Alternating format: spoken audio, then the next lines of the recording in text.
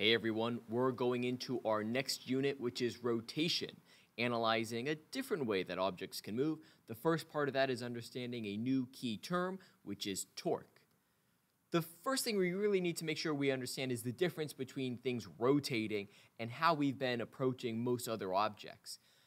Before, especially in the first semester, it was all about translational motion, a box sitting on the floor and physically moving through space, from one spot in space to another spot in space. For rotation, well, we've seen that with circular motion. If I have a wheel and I spin the wheel itself is rotating. It's not gliding to the right. It's not going up or down or into the screen or out of the screen. It's staying in the same point in space, but it's changing its orientation. It doesn't have to be a wheel. It could be anything. But if you have a spot it's moving around, we call that rotational motion. Well, for translation, we realized that what always caused translational motion was force. In order to cause rotational motion, we need something that's known as torque. Force and torque, they are cousins to one another. Just how we've been treating forces over the last 6 months, we're essentially going to be treating torque in the same kind of way. When you think torque, think of force, just for rotating things. So I have this diagram. I wouldn't recommend you copy this picture down. It's just to first get a feel of what we mean by torque. Let's say we have a door and we want to open the door. Okay, obviously you want to go from one room to another. You're kind of behind the door. You can't really see it, and you're pushing outward. Okay? If you were going to push on the door to open it in order to move into this room here, it'd be really silly of you to push on the hinge where the door is connected to the frame of the door. We're trying to rotate, right? We're trying to rotate that door. It's moving about its hinge, which is right along this spot here. That's where the hinges of a door are. A door doesn't translate through space. You don't pick up the door and move it across the room. It just rotates about a certain point. Well, to get that door to rotate, if you pushed on the hinge, that'd be silly. The door's not going to open very much.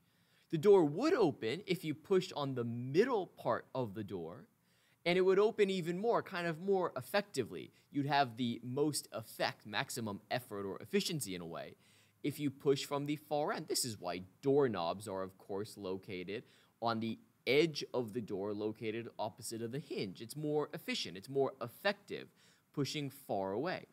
Obviously, if you were applying bigger and bigger forces versus like a really small force, okay, you'd open the door more effective also. So torque, getting that door to rotate, depends on how strongly you're pushing on the door.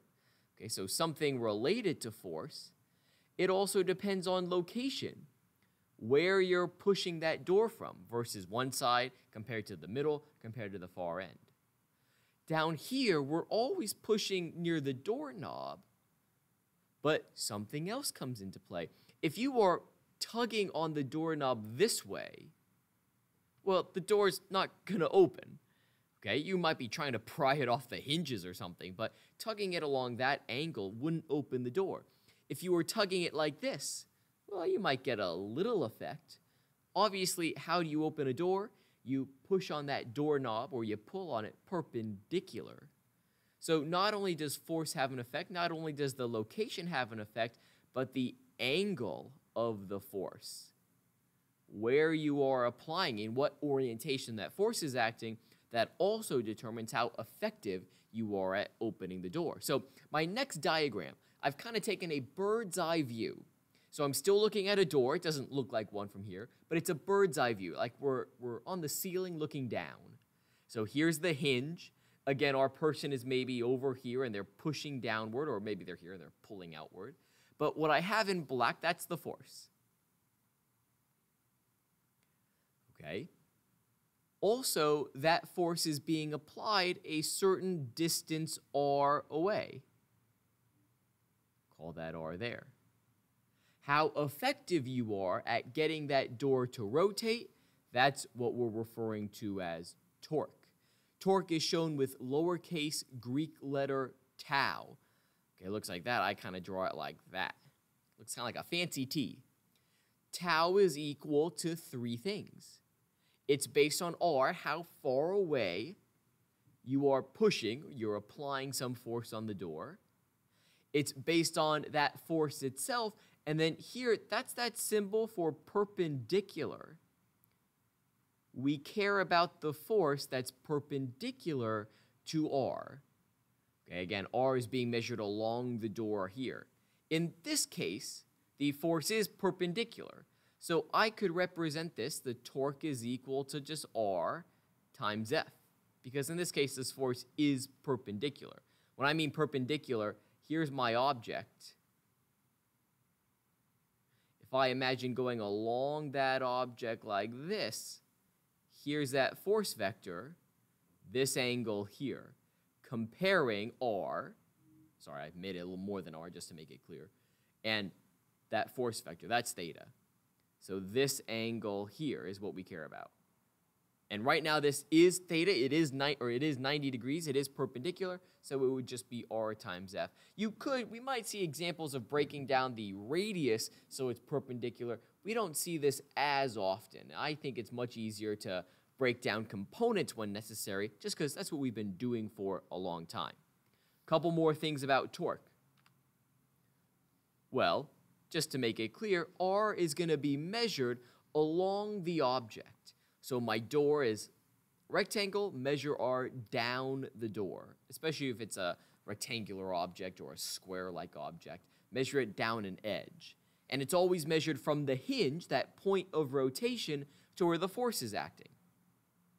Lastly, the units for torque. Torque is R, some distance, times a force.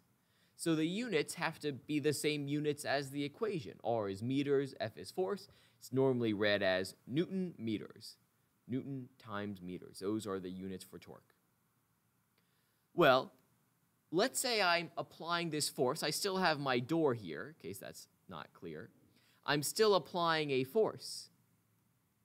If I want to find the torque in this example, I still want to do R times the component of the force that's perpendicular. R is still the length of the door. Sorry, I can't draw a straight line. Well, if this is force, what should I be plugging in? If I break this down into components, here I have force in the y direction. Here I have the component of the force in the x direction. Well, here's theta. If you're not sure, here's also theta, as long as you're being consistent.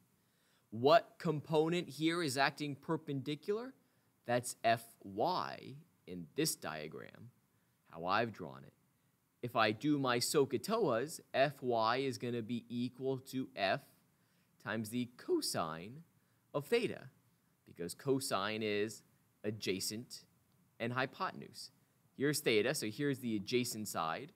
It's adjacent to F here. If I redrew my force diagram, if I had F here, maybe you were measuring theta like this. That's possible. Well, if that's the case, I still have my perpendicular like this. If that's where you measured theta, then Fy would equal F times the sine of theta. It just all depends where you're drawing the angle. Okay, you always care about the key thing. You care about the force that is perpendicular to that radius, and that's usually always measured along the arm, along the edge of the object. So I would write down my answer here. That's going to be equal to R times F, if I'm going with my blue, times cosine of theta. That's how I could calculate it. If I knew that theta, if I knew the force, and I knew the length of the door, I could find the torque. There's only one more thing I want to spend a little bit of time on. We'll look at pulleys. A pulley is really a way to redirect a string or redirect a force. We saw them a couple times. Here's a real life example of it. Let's say I have a string that's just going over the pulley. Okay? Well, what is R? Here's my hinge.